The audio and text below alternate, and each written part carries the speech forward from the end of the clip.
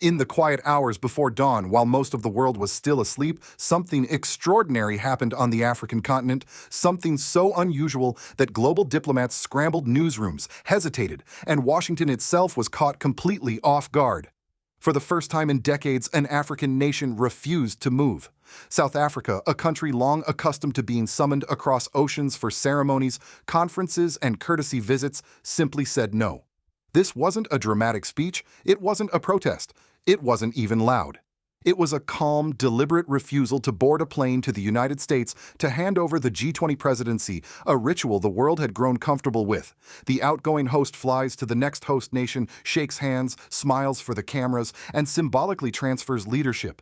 But not this time. Not for Pretoria. Not for Africa. Instead, South Africa stood its ground and informed Washington, "If you choose not to come to Johannesburg for the summit, then we will not chase you." Respect is not a one-way street. For a continent often stereotyped as dependent, divided, or submissive, this was a moment that broke the rhythm of history. A moment where Africa didn't whisper, didn't request, didn't explain it, asserted. And this forces us to ask a deeper question. Why now? Why would South Africa take a stance bold enough to shake the very foundation of G20 diplomacy? What changed? What message is Africa sending not only to the United States, but to the entire world? As you listen to this unfolding story, I encourage you, especially those of you who have watched global politics evolve for decades, to stay with me. Because this moment is not just about a meeting. It's about dignity, equality, and the unmistakable rise of a continent the world can no longer ignore. If you believe that respect matters more than ritual, if you believe that every nation deserves to stand tall, then please stay until the end and consider sharing your thoughts, because your voice truly matters in conversations like this. When we look closely at what actually happened between South Africa and the United States, the story becomes even more striking.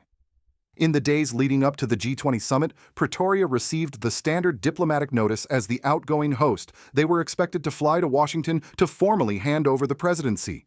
For decades, this ritual had been treated as normal, almost unquestionable. Africa travels, Western nations receive. Africa adjusts, Western capitals set the rules.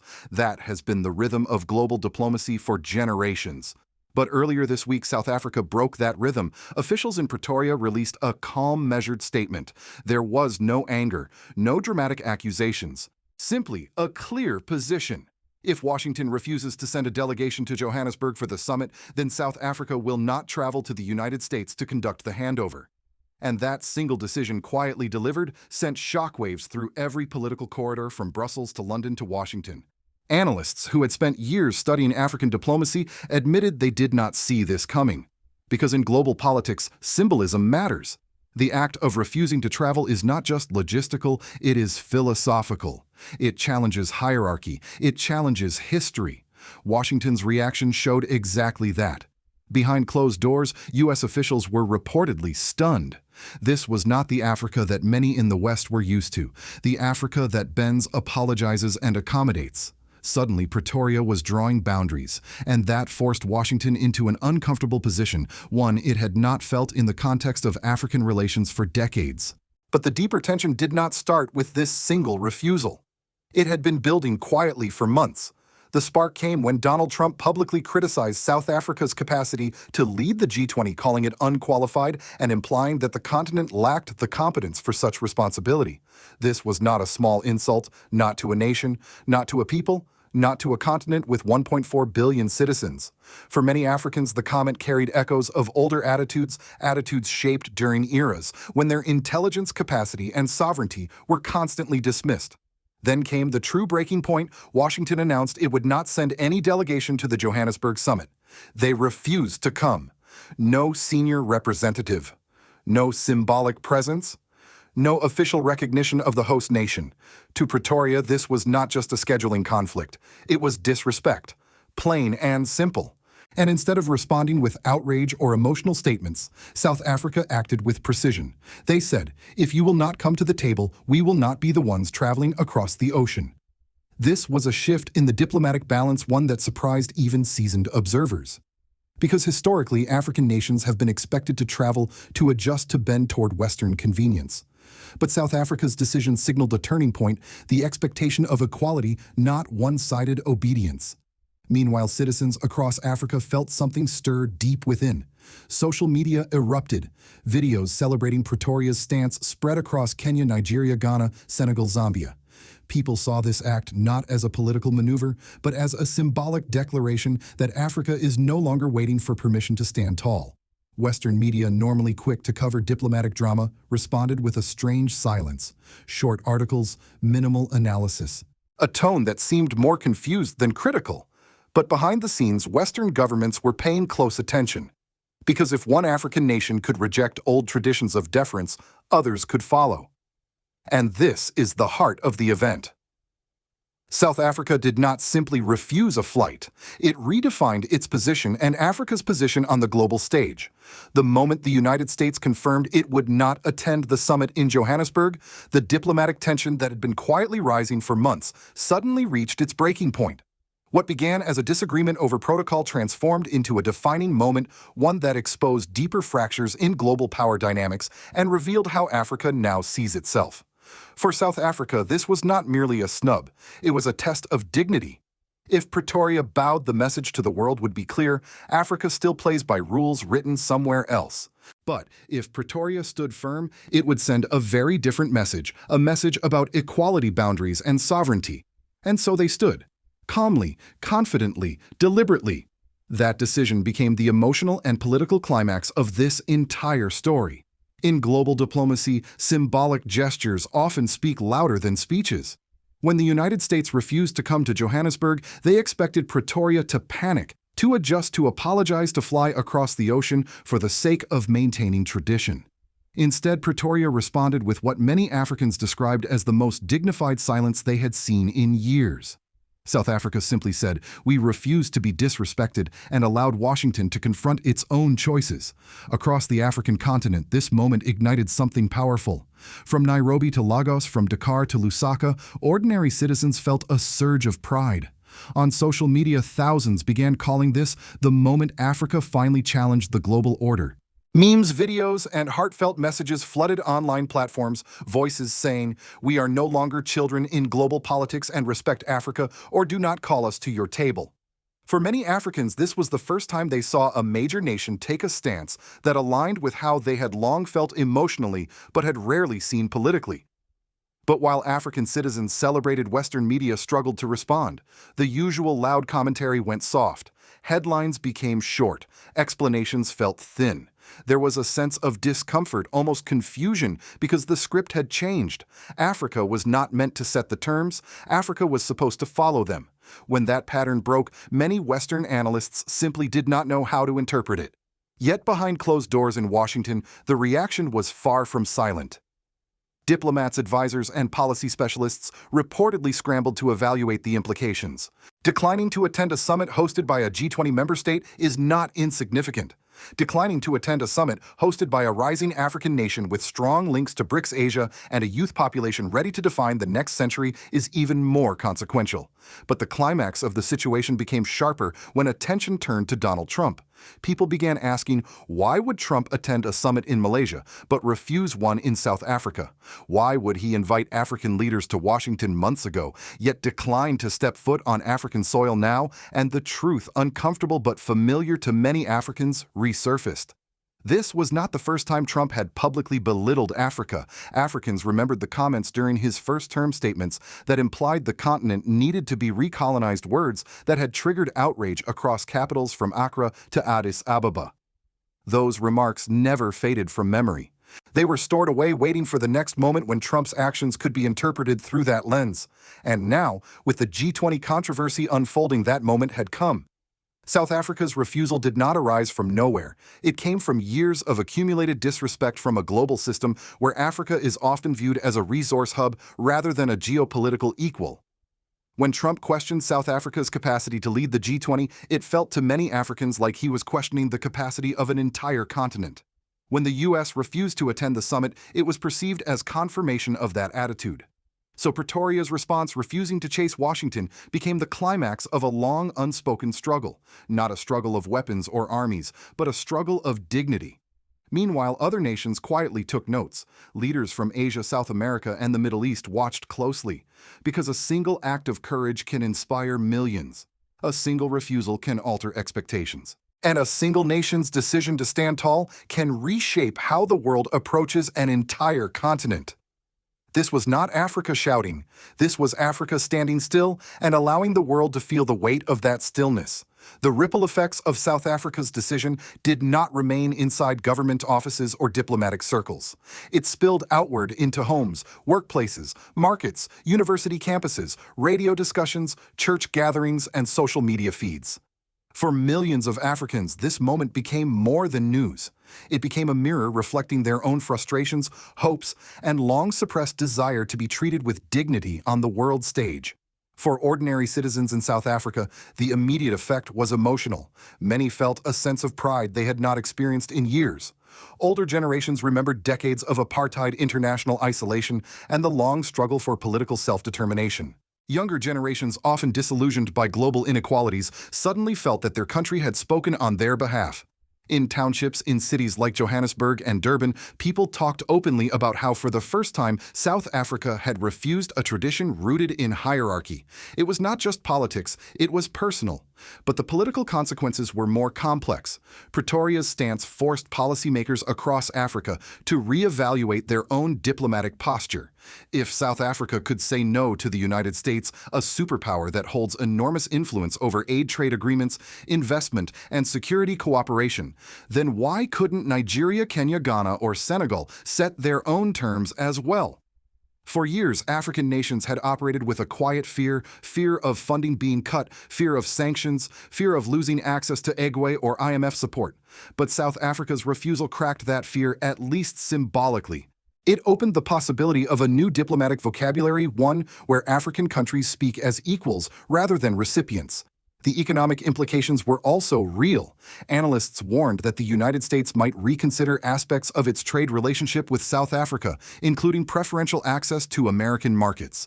Businesses in Johannesburg and Cape Town discussed potential risks, especially for export industries. Yet, surprisingly, the public mood did not shift toward anxiety. Many South Africans argued that dignity had a cost, and that cost was worth paying. The idea that Africa must always trade respect for economic security began to lose power. The event also reignited conversations about U.S. military influence on the continent. South Africa is surrounded by countries hosting American military bases, Zambia, Botswana, and several others. For years, these bases had symbolized strategic dependence. But in the context of the G20 confrontation, they took on a new meaning. Citizens began to ask, if Africa is truly sovereign, why does it rely on foreign military structures for security? Why must Africa bend diplomatically while hosting military powers on its soil? These conversations, once confined to activist circles, suddenly entered mainstream discussion. Politically, the divide between African unity and African fragmentation became clearer than ever. South Africa's stance exposed the long-standing weakness of continental cooperation. If Africa were united, Trump's refusal to attend the G20 summit would not matter. One nation's disrespect would be confronted by a collective response. But because Africa remains divided, U.S. leaders can shift alliances quickly. If one country refuses to provide resources, they simply turn to another. The incident reminded African citizens of a painful truth: without unity, sovereignty is incomplete. And yet hope grew from that same realization. Across universities, policy centers, and civil society groups, discussions about African integration intensified. The idea of aligning economic strategies, consolidating diplomatic voices, and strengthening continental institutions gained momentum. South Africa's stance did not solve Africa's political challenges, but it exposed them, illuminated them, and pushed them into public consciousness in a way few events ever have. In the end, the consequences were both emotional and structural: a restored sense of dignity among citizens, a new political confidence among African leaders, and a renewed debate about what true sovereignty means in a world where power has never been evenly distributed. From the perspective of the United States, this diplomatic standoff with South Africa landed at an uncomfortable moment in its global posture. For decades, Washington has operated under the assumption that its leadership is both expected and uncontested, that nations, especially developing ones, will adjust themselves around American preferences. But the refusal from Pretoria challenged this belief in a way few African nations have dared to do. Among many older Americans, especially those who lived through the Cold War era, the United States has long been seen as the anchor of global order. In that worldview, diplomacy flows outward from Washington, not toward it. So when an African nation, one not traditionally viewed as a geopolitical equal, declines to follow a familiar script, it forces a deep reevaluation of American influence and assumptions. Inside Washington's policy circles, analysts recognize this immediately. The U.S. decision not to send a delegation to Johannesburg was initially seen as a symbolic way to express political disagreement. But when South Africa responded by refusing to travel, the situation reversed entirely. Suddenly, it was the United States that appeared isolated, not Pretoria, and in a global system increasingly leaning toward multipolarity, isolation carries a cost. Globally, other nations observed this interaction with great interest. Across Asia, South America, and the Middle East, countries quietly noted that Africa, long treated as an afterthought in global diplomacy, was beginning to assert itself. In Beijing, New Delhi, Brasilia, and Riyadh, policymakers remembered how South Africa is a core member of BRICS, a bloc that has been steadily expanding its influence. This added weight to Pretoria's stance. It was not merely an African issue, but a signal that power can flow outside traditional Western channels. Then came the unspoken question. If the United States refuses to attend a G20 summit hosted by an African nation, what message does that send to the rest of the world? That Africa's leadership is optional, that African hosts are somehow less legitimate. For many observers, especially in the global South, it reinforced a long-standing suspicion that Western respect depends on Western interests, not on equality or principle. This perception, once whispered, became openly discussed. Commentators in India and Indonesia noted that had the summit been held in a European capital, the absence of a U.S. delegation would have been unthinkable. At the same time, the conversation within Africa expanded beyond South Africa.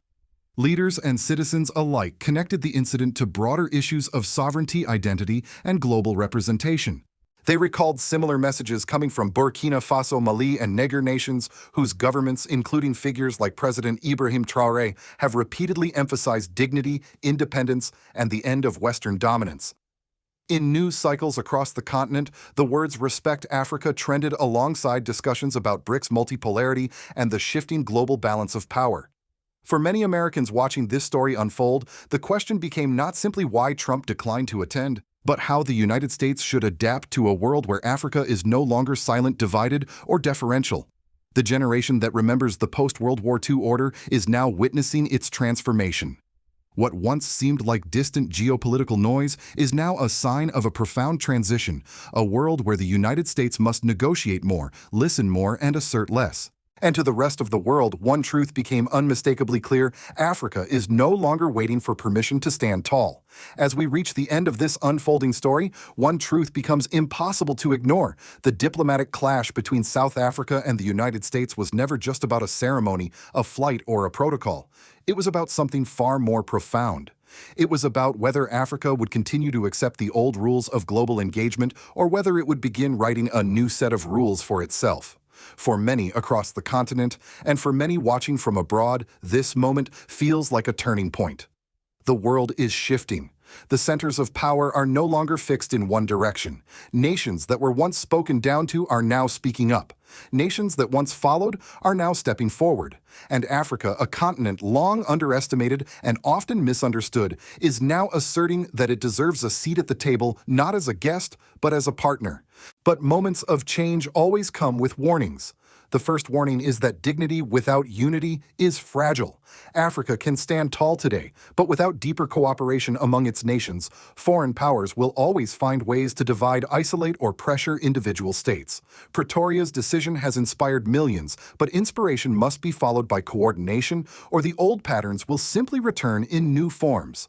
The second warning is directed not at Africa, but at the world. Ignoring the rise of Africa comes with consequences.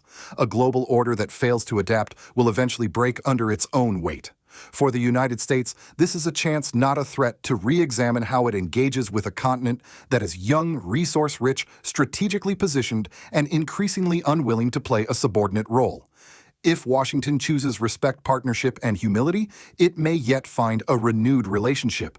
If not, the tide of global influence will continue drifting toward BRICS plus Asia and the global South. That drift has already begun. And the third warning belongs to all of us. Moments like this come rarely in history. They require clarity. They require honesty. They require courage. South Africa made a choice rooted in dignity, but dignity must be defended, sustained, and expanded through action. So today I ask you, the viewer, the thinker, the observer of global change. One simple question. Do you believe South Africa's decision will reshape how the world treats Africa, or is this only the beginning of a much larger struggle for equality? Should more African nations follow this example? Should the United States adjust its approach to a continent rising in strength and confidence? And what does this moment tell us about the future balance of global power? In the spirit of leaders like President Ibrahim Traoré of Burkina Faso, who often speaks of dignity, sovereignty, and the awakening of African nations, we are witnessing a shift that no headline can fully capture. This is Africa News in real time. This is history unfolding before our eyes. If you believe Africa deserves respect, if you believe equality must replace old hierarchies, if you believe the era of humiliation is ending, please share your thoughts below. And if you value truth spoken without fear, subscribe and join a community that refuses to look away.